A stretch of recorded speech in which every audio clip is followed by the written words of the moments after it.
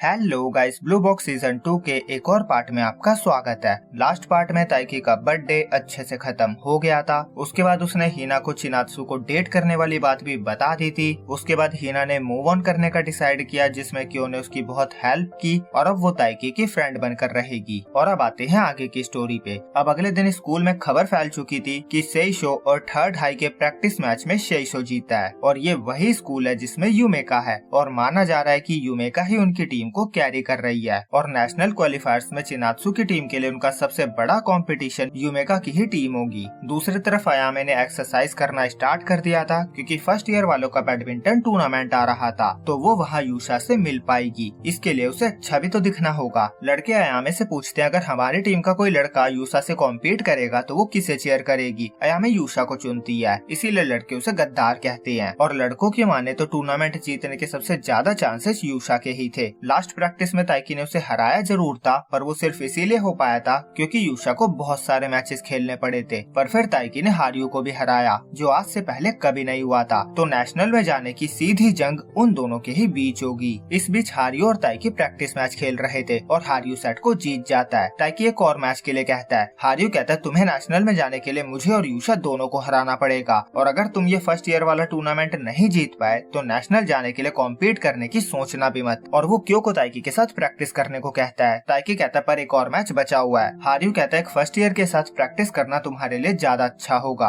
उसके बाद ताइकी क्यों के साथ प्रैक्टिस करता है और निशिदा हारियो से पूछता है क्या ताइकी जीत सकता है। हारियो कहता है एबिलिटी वाइज चांस है, पर अभी भी वो ये फिगर आउट नहीं कर पा रहा है कि उसके साथ खेलना ताइकी के लिए सही होगा या नहीं। वो एक चैलेंजर है और जिस तरह से वो खुद को पुश करता है ये उसकी बहुत अच्छी एबिलिटी है। वो निशिदा को खरगोश और कछुए की कहानी का एग्जाम्पल देता है। खरगोश आलसी था और उसे खुद पे घमंड था कि वो जीत जाएगा, और इसी घमंड की वजह से वो कछुए से हार गया था। और इसी तरह हारियो को ताइकी एक शानदार कछुआ लगता है, पर असली दुनिया में सारे खरगोश आलसी नहीं होते। अगर ताइकी को हारियो और यूशा को बीट करना है तो उसे कछुए से और बेहतर कुछ बनना होगा। फिर रात में ताइकी घर पे अपनी प्रैक्टिस की रिकॉर्डिंग देखकर अपनी कमियां एनालाइज कर रहा होता है। तभी उसे चिनात्सु का कॉल आता है। वो बताती है वो कल के टूर्नामेंट के लिए उसे चेयर करेगी। वो पूछती है वो मैच के लिए कॉन्फिडेंट तो है ना। ताइकी थोड़ा सा रुक जाता है और फिर हाँ कहता है। चिनात्सु कहती है बीच में पॉज कैसा था। वो उसे अपना हाथ वॉल पे रखने को कहती है और दूसरी तरफ से अपना भी हाथ रखती है। ताइकी पूछता है उसने ऐसा करने को क्यों कहा, पर वो नहीं बताती और गुड लक कहकर सो जाती है। और ताइकी सोचता है क्या वो मुझे पावर सेंड कर रही थी। धीरे धीरे मैं उसे समझने लगा हूँ। अब अगले दिन वो मैच के लिए जाता है। उसे पता था नेशनल में उनके लिए बस 2 ही स्लॉट्स होंगे और दोनों के लिए एक्सपेक्टेड कैंडिडेट हारियो और यूशा हैं। अगर उसे अपनी जगह बनानी है तो उसे आज का टूर्नामेंट जीतना ही होगा। उसे वहाँ साजिकावा स्कूल के लड़के दिखते हैं, पर वहाँ यूशा नहीं था। तभी एक लड़का आकर बताता है यूशा ने अपना नाम वापस ले लिया है। वो बताता है साजिकावा स्कूल के टॉप प्लेयर्स अब्रॉड खेलने गए हैं और यूशा को भी चुना गया है। ताइकी उसके साथ मैच खेलने के लिए बहुत एक्साइटेड था, पर अब उसे लग रहा था यूशा उसे अपना कंपटीशन भी नहीं समझता। दूसरी तरफ हारियो और निशिदा को भी अभी अभी ये न्यूज मिली थी और निशिदा खुश नहीं था क्योंकि ताइकी यूशा के अगेंस्ट खेलने के लिए बहुत एक्साइटेड था। वो उसे ऑन स्टेज पब्लिक के सामने हराना चाहता था,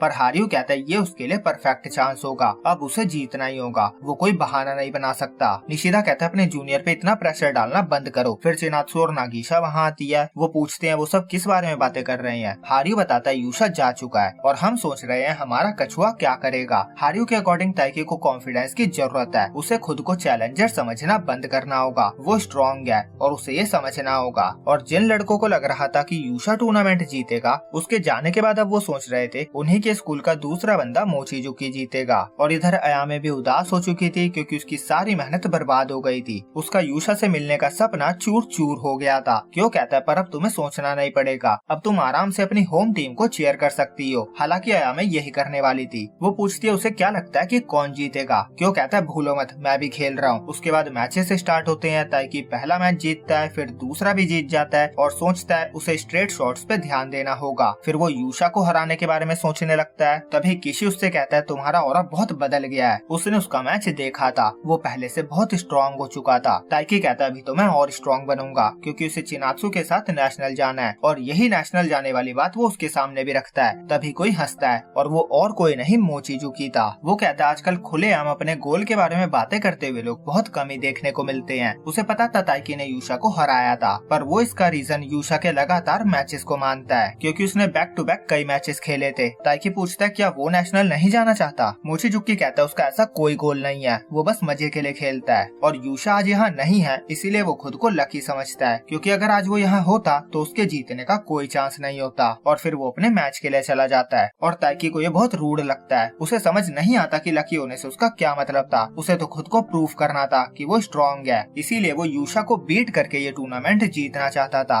वो मैच के शेड्यूल्स देखता है और जिस तरह से वो जीत रहे थे, सेमीफाइनल में उसका मैच मोचिजुकी से होना तय था। वो साजिकावा हाई स्कूल से था और अच्छा खेलता था, पर ताइकी को समझ नहीं आ रहा था वो खुद को इतना कम क्यों समझता था। फिर क्यों अपने मैच के लिए जाता है। अयामे उसके पीछे पीछे जाती है। वो कहती है वो मैच को रिकॉर्ड करेगी और वो पहले वाली बात के लिए उससे माफी मांगती है। कौन जीतेगा उस बात के लिए। क्यों कहता है उसे बुरा नहीं लगा। वो समझता है उसने ऐसा क्यों कहा होगा, क्योंकि वो ताइकी की तरह नहीं है। वो ओपनली अपने गोल के बारे में नहीं बताता और ताइकी की यही बात उसे अच्छी लगती है। वो बताता है कुछ देर पहले ताइकी के गोल पे किसी ने हंसा था। पता नहीं उसे डर लगता भी आया नहीं। अगर वो गोल अचीव नहीं कर पाया तो उसे कितना बड़ा शॉक लगेगा। वो कहता है ताइकी और हिना दोनों पे ही लोग हंसते हैं, उनकी फीलिंग्स को हर्ट करते हैं, पर इन सब के बावजूद वो रुकते नहीं है, आगे बढ़ते रहते हैं और ये उन्हें बहुत कूल बनाता है। मैं उनकी तरह ओपनली अपने गोल के बारे में नहीं कह सकता, पर मैं ज्यादा से ज्यादा मैच जीतने की कोशिश करूंगा, तो मेरे लिए चीयर करना। अयामे कहते हैं जिस तरह से तुम मेहनत करते हो ये तुम्हें कूल बनाता है, और फिर वो उसे गुड लक कहकर भाग जाती है। दूसरी तरफ ताइकी मोचिजुकी को एक लड़के के साथ बातें करते हुए सुनता है। मोचिजुकी बता रहा था उसने एक लड़के को नेशनल जाने के बारे में बातें करते हुए सुना और वो अपनी हंसी को रोक नहीं पाया। उन्होंने यूडो की स्ट्रेंथ को देखा था, उसकी टक्कर का बहुत टाइम से कोई नहीं आया और अब यूशा भी लाइन में आ चुका है, तो उन जैसे लोगों के लिए नेशनल जाने का सपना देखना कोई मजाक से कम नहीं है। आखिर में हैप्पी एंडिंग उन्हें ही मिलती है जिनके पास टैलेंट हो और जिन्होंने अपने गोल को पाने के लिए मेहनत की हो। और इसीलिए अगर कोई एवरेज लड़का आकर अपने गोल की बातें करने लगे तो टैलेंटेड लोगों के लिए ये बहुत रूड होगा।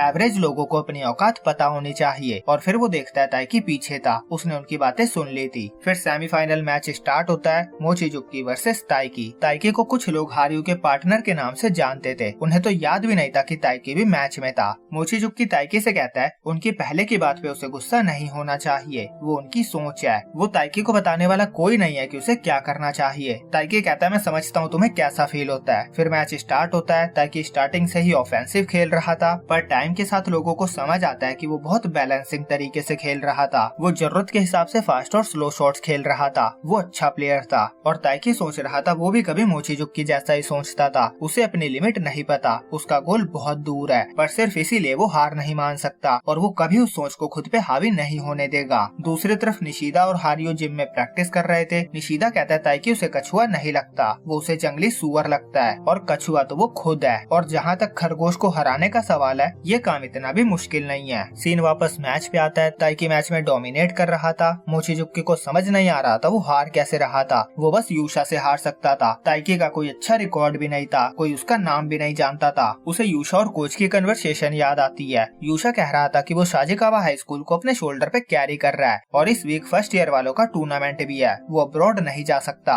पर कोच ने कहा था ये टूर्नामेंट कोई मायने नहीं रखता, ये ट्रिप उसके लिए ज्यादा फायदेमंद होगी और इसीलिए यूशा मान गया था। अब वो सोचता है अगर मैं ये टूर्नामेंट जो मैटर भी नहीं करता ये भी नहीं जीत सका तो मेरी क्या पोजीशन रह जाएगी। और उनका ये मैच सबकी अटेंशन ग्रैब करने लगा था। मोचिजुकी को लोग जानते थे, पर ताइकी उसे हरा रहा था, इसीलिए अब सब ताइकी को भी जानने लगे थे। किसी भी उसका मैच देखकर हैरान हो चुका था। उसे पता था वो स्ट्रॉन्ग हो चुका था, पर इतना पहले वो मुश्किल से उसके साथ कॉम्पीट कर पा रहा था, पर अब वो है जो गेम चला रहा था। और ताइकी सोच रहा था मोचिजुकी स्ट्रॉन्ग है, पर अगर इसने खुद पे गिव अप नहीं किया होता तो ये और अच्छा कर सकता था। और मोचिजुकी सोच रहा था क्यों, आखिर वो क्यों हार रहा है, क्या ये भी यूशा की तरह सुपर ह्यूमन है। और देखते ही देखते ताइकी मैच को जीत जाता है। साजिकावा स्कूल के लड़के जो ट्रिप पे गए हुए थे उनके पास भी ये न्यूज पहुंच जाती है कि उनका स्कूल हार गया है और उनको हराने वाला ताइकी है। एक लड़का कहता है अगर मोचिजुकी कॉन्फिडेंस के साथ खेलता तो आज वो बहुत स्ट्रॉन्ग प्लेयर होता। और यूशा मन में कहता है मैं हार नहीं सकता। ऑब्वियसली उसका मतलब था वो ताइकी से हारना अफोर्ड नहीं कर सकता। उसके बाद फाइनल मैच स्टार्ट होता है जो कि हमें नहीं दिखाया जाता। फिर हम वहाँ से ताइकी को घर जाते हुए देखते हैं। रास्ते में उसे चिनात्सु मिलती है, वो पार्क में उसका वेट कर रही थी। वो बताती है वो सबसे पहले उसे कॉन्ग्रेचुलेट करना चाहती थी, इसीलिए वो वहाँ उसका वेट कर रही थी। फिर वो उसे टूर्नामेंट जीतने के लिए कॉन्ग्रेचुलेट करती है। वो बताती है जब उसने उसे मैसेज करके बताया था तो वो बहुत खुश हो गई थी। आसपास वाले लोग तो उसे पागल समझ रहे होंगे। फिर वो कहती है तो उसने यूशा को भी हरा दिया होगा। ताइकी कहता है लंबी कहानी है, पर दूसरे लड़के भी स्ट्रॉन्ग थे और मैंने उन्हें हरा दिया। फिर वो उसे पावर देने के लिए थैंक्स कहता है। हाँ, यहाँ इसी मूवमेंट की बात हो रही है और फिर दोनों ब्लश करने लगते हैं। फिर चिनात्सु कहती है तुम्हें हार्डवर्क करता देखकर मुझ में भी पावर आ जाती है। फिर दोनों साथ में घर जाने लगते हैं। चिनात्सु कहते हैं जो भी हो तुम्हें सैनपाई कहकर बुलाना बंद करना होगा। ताइकी एग्री करता है और यहीं पे आज का एपिसोड एंड होता है। तो जल्दी मिलेंगे आपसे अगली वीडियो में। जब तक के लिए अपना ध्यान रखो। Take care. Bye bye.